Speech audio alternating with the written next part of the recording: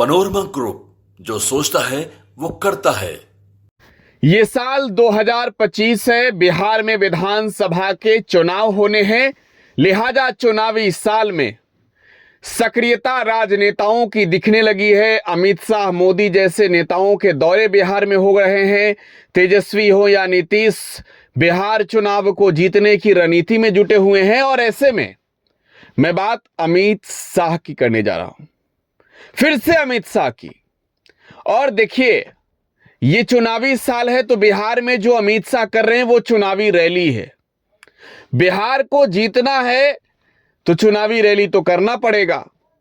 लेकिन अमित शाह के रैलियों की शुरुआत जब से हुई, सीमांचल के इलाके से, जब नीतीश भाजपा का साथ छोड़ आए थे, तब तो वो नीतीश बाबू, नीतीश बाबू, नीतीश बाबू, लालू जी, तेजस्वी तेजस्वी मंचों से बोलते थे। लेकिन बिहार में जो है, अब नीतीश कुमार भाजपा के साथ चले गए हैं। तो भाजपा के साथ है, इसका मतलब यह है कि नीतीश बाबू, भाजपा के दरवाजे आपके लिए बंद हो गए। अमित शाह ये बात तो कहेंगे नहीं। अमित शाह ये तो कहेंगे नहीं कि अरे नीतीश बाबू, अब बीजेपी आपको दोबारा अपने साथ नहीं लेगी। अब अमित शाह क्या कह रहे हैं? अमित शाह बिहार में आकर कहें तो क्या कहें, अब बचा है लालू चालीसा। जी हां, हनुमान चालीसा सुने होंगे, दुर्गा चालीसा सुने होंगे, शिव चालीसा सुने होंगे, लक्ष्मी चालीसा सुने होंगे। लालू चालीसा बिहार में अमित शाह पढ़ रहे हैं आकर। बिहार की राजनीति में लालू यादव एक ऐसे राजनेता हैं जिनके कार्यकाल को लेकर भले ही उनके विपक्षी खेमे के लोग लाख सवाल उठा लें, लेकिन बिहार में आज भी आप दलितों के बीच जाएं, पिछड़ों के बीच जाएं, आज भी आप समाज के अंतिम पायदान पे बैठे लोगों के बीच जाएं, तो लालू यादव का वो गुणगान करते हैं। मतलब कि लालू यादव सिक्के के दो पहलू के जैसे हैं। विरोधी खेमे के लिए वो जंगल राज के जनक, विरोधी खेमे के लिए चारा घोटाले के आरोपी, विरोधी खेमे के लिए घोटालेबाज, और दूसरी ओर बिहार की जनता जो चुनकर सदन तक नेताओं को पहुंचाती है, चाहे विधानसभा हो या फिर लोकसभा, उस जनता के बीच लालू यादव की एक अलग छवि है, जो छवि गरीबों के मसीहा के रूप में जानी जाती है। गोपालगंज का चयन अमित शाह ने इस बार किया था, और ये गोपालगंज लालू यादव का गृह जिला है। लालू यादव इसी गोपालगंज के धूसर मिट्टी से जन्मे हैं, धूसर मिट्टी में खेला है, गोपालगंज से निकलकर पटना तक पहुंचे। और वो किताब भी गोपालगंज टू रायसीना, जो लालू प्रसाद यादव के ऊपर लिखी गई है, उस किताब में लालू यादव के जीवन के हर पहलू है। और उन पहलुओं पर भी अगर गौर करें तो गोपालगंज लालू यादव के लिए मातृभूमि है, जन्मभूमि है, और वहां की मिट्टी लालू यादव के लिए वो मिट्टी है जिसमें बचपन में वो खेले हैं। तो लालू यादव के गढ़ में अमित शाह पहुंच जाते हैं, और अमित शाह जाकर जब खुले मंच से बारी थी बिहार के युवाओं के लिए अपने जुबान से बड़े शब्दों के इस्तेमाल करने का, जब बारी थी बिहार के नौनिहालों के भविष्य को संवारने का, तब अमित शाह उस मंच से लालू लालू लालू लालू लालू लालू कुल मिलाकर 18 बार जपे थे। 18 बार।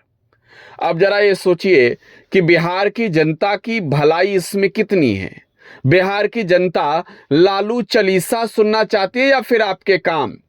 और भाजपा के लोग अगर बिहार में अब भी काम का मौका खोज रहे हैं, बिहार में बाढ़, सुखाड़ जैसी समस्याओं पर अब भी ये कह रहे हैं कि हमें मौका मिला तो करेंगे, तो पिछले 20 सालों में बिहार में सरकार किसकी है? भारतीय जनता पार्टी की है, या फिर बिहार में जो सरकार चल रही है वो सरकार विपक्षी खेमे की है?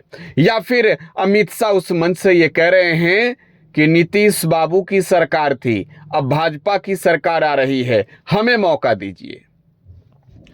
तो आखिरकार ये चल क्या रहा है?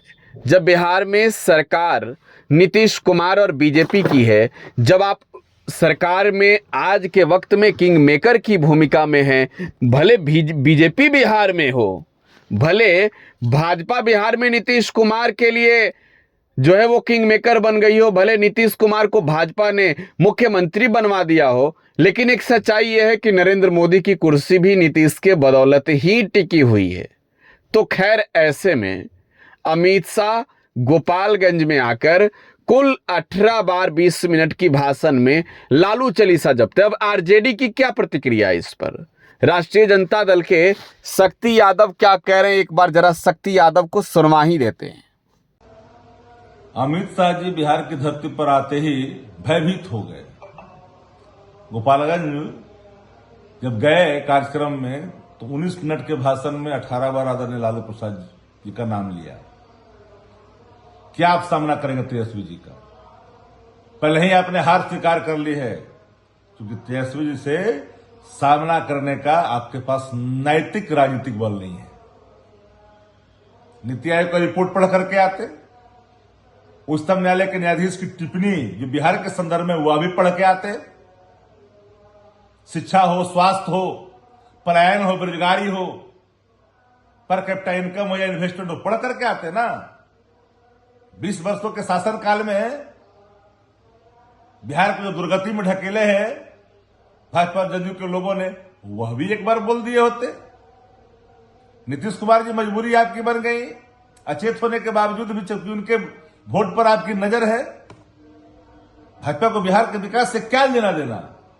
उनकी नजर तो सत्ता पर है, जहां लाखों करोड़ रुपया भ्रष्टाचार में जाते हैं पैसे बिहार के अंदर में। ये हम नहीं कर रहे हैं, पूरा शासन जानता है। डीके टैक्स यहां हॉबी है, रिटायर्ड अधिकारी शासन चला रहा है, मुख्यमंत्री अचेत है। इस पर बोलनी चाहिए था अमित शाह जी को। अरे अकाउंटेबिलिटी जिसके ऊपर फिक्स है उसको तो कोई ताकत ही नहीं है, पावर ही नहीं है, अचेत है। जिसके पास कोई अकाउंटेबिलिटी नहीं है वो शासन चला रहा है, रिटायर्ड अधिकारी। इस पर ही बोलनी चाहिए था ना। बिहार के अवाम भाजपा जदयू के आतंक से पूरी तरह से अब ऊब चुकी है। तेजस्वी जी का सामना करने की ताकत भाजपा के किसी नेताओं में नहीं है, किसी में दम नहीं है कि जनहित के सवाल पर तेजस्वी जी के सामने खड़ा होकर करके बात भी कर ले। मैनेजमेंट का फिल्म दिखवा सकते हैं आप देश भर में, भाजपा का गुणगान करवा सकते हैं, लेकिन हकीकत मुद्दों के सामने खड़ा होने की ताकत भाजपा के अंदर नहीं है। 2025 का चुनाव तो होने वाला है ना, तेजस्वी जी के सामने करने में आपको कई कठिनाइयों का सामना करना पड़ेगा, क्योंकि नया बिहार, तेजस्वी सरकार, ठोस बहुमत, अब की बार का संकल्प बिहार के कोने कोने में, गली गली में गूंज रहा है। तो राष्ट्रीय जनता दल की प्रतिक्रिया आपने सुनी, आरजेडी ने किस लहजे में बताया है। अब जाहिर सी बात है, ये सवाल उठेंगे, सवाल पूछे जाएंगे। सवाल सिर्फ अमित शाह के विरोधी खेमे के लोग नहीं पूछेंगे, सवाल बिहार के वो मतदाता पूछेंगे, बिहार के वो लोग पूछेंगे जिन लोगों ने अमित शाह को इतनी बड़ी जिम्मेवारी दी है, जिन लोगों ने शाह को जो है वो इतने बड़े कुर्सी पर बैठाया है, वो जो है वो जवाबदेही के साथ सवाल पूछेंगे।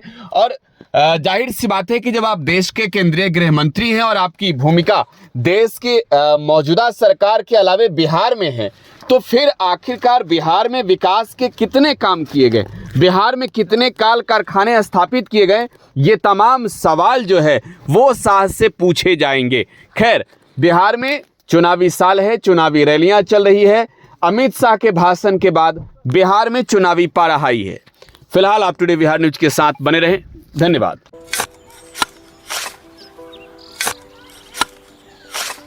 नई का साल मुबारक हो चाचा। हाँ मुबारक। जब तक ये सरकार बा तब तक नया साल मुबारक। का बात करत बाड़? बात ई बा, साल चाहे नया होके दिन चाहे, हमार जिंदगी में तो बस दुख है, दुख बा। बाढ़ के समस्या 10 का 10 बा। फसल बर्बाद हो जाला या ऑन पॉन बिक जाला, ना कोई उपाय बा ना कोई राहत। बात तो सच बा चाचा, फिर से बाहर जाए के सोचे के पड़ रहा है। इस सरकार से कुछ ना हुई। कबू कबू तो लागेला हमरे मजदूरन की जिंदगी में कोनो नया साल सच में मुबारक हुई। नया साल तो तब मुबारक हुई जब नई सरकार आई। बात तो सही बा चाचा। नया साल, नई सरकार, नया संकल्प, नया बिहार।